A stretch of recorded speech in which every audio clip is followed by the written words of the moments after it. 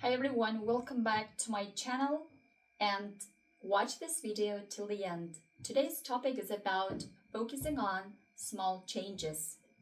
Self-improvement doesn't have to be about making huge progress or making huge leaps. It's the small, consistent changes that add up over time.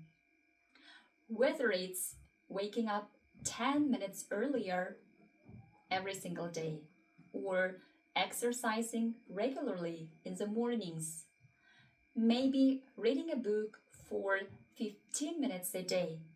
So these little adjustments can transform your life.